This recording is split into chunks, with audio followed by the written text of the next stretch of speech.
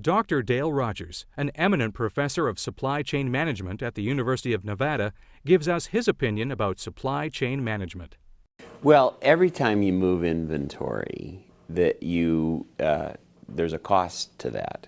And so as much as possible, you want to have the fewest inventory movements that you can.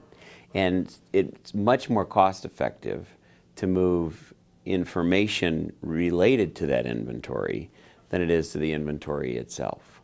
So the best possible solution is where you can keep the stuff in as flexible form as possible, maybe not in raw material form, but in a form of a component or set of components. And then when the order comes in, you can put that stuff together, assemble it, configure to order, and then move it quickly to where the consumer or final customer is. And you always want to trade information for inventory and inventory movements if you can. So it makes a lot of sense to make sure that stuff that's likely to be poor quality, you don't want that moved forward in the supply chain. That doesn't make any sense at all. You can think about three flows. You can think about financial flows, money moving back and forth. You can think about the actual product flows. And then the third flow is information flow. And financial flows are already pretty automated and move quickly. And information flows are obviously of those the least expensive. They're the most cost effective. So if you're going to really need to move one of those three flows, the one that you really want to optimize is the information flow.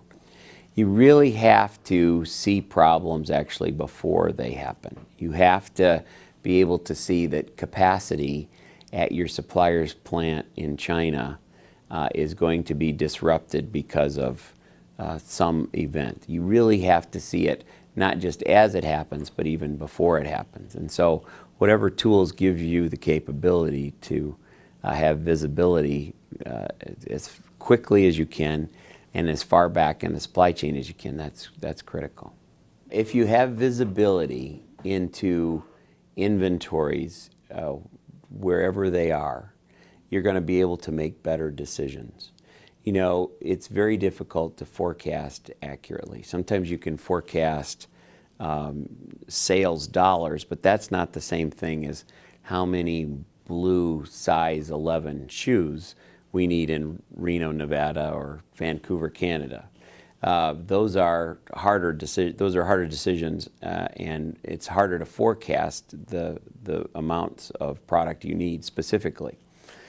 So if you have visibility into what's available in the supply chain, you're able to shorten your decision time frame. You're able to forecast shorter periods as opposed to farther out. Because if you have to move the product and position it well before the demand shows up, then you're going to have more inventory problems.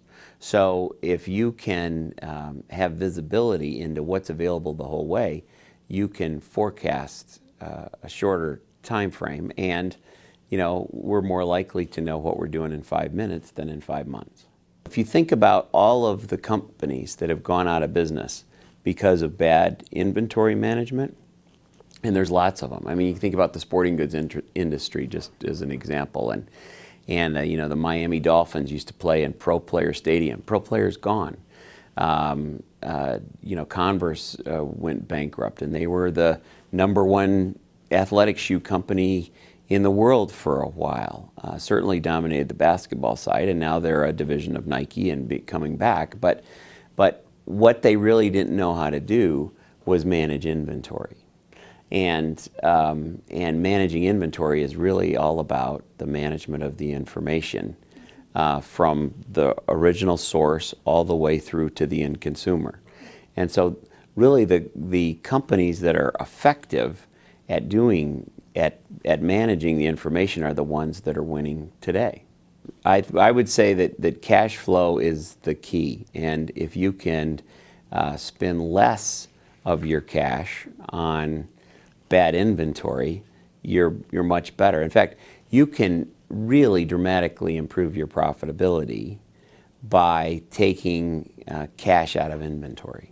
That's one of the best, one of the easiest ways to improve your profitability. Well, as much as possible, it'd be nice to have visibility. We call it tiers. So several tiers of the supply chain. So like, for instance, General Motors, just to use an example, is going to buy stuff from Lear Siegler and Dana Corporation, and in turn Dana and Lear are going to buy components from other factories and other suppliers. And it's nice to see problems and also see supply chain possibilities as far back in the supply chain as possible. So it's nice to have visibility into tier 1, tier 2, tier 3.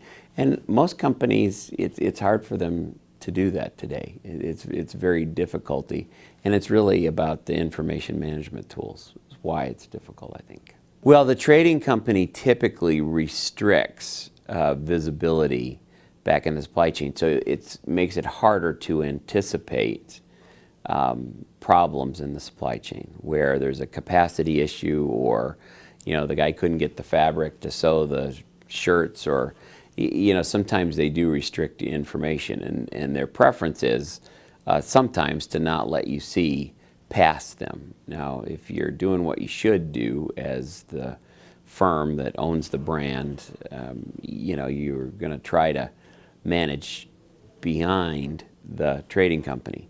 But that's harder to do if you're a medium or small company. If you're, Nike, you probably can do that, or Logitech, or a big electronics company. But if you're somebody kind of starting out, it's harder.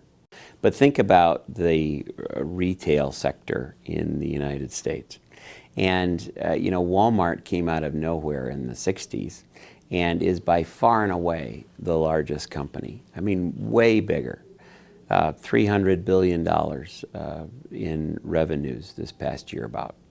And that's huge. And many of the other retailers have had real serious problems. They're competitors. I mean, there's some good competitors out there in their sector, but there's not a lot of them. Well, how have they done so well? Is it because of those really clever commercials with that bouncing smiley face knocking down prices? I don't think so. I'm not saying those are bad commercials, but that's not why they're so good.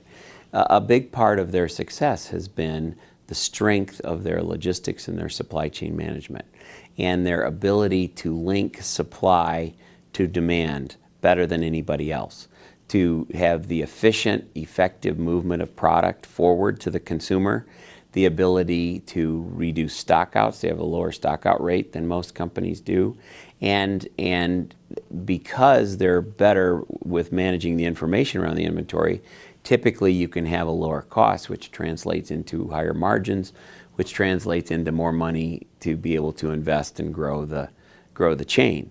So if you look at where competition really is these days with a lot of firms, it's around the supply chain and making that flow of product in the direction of the consumer move quicker and move less expensively. And so mostly you do that.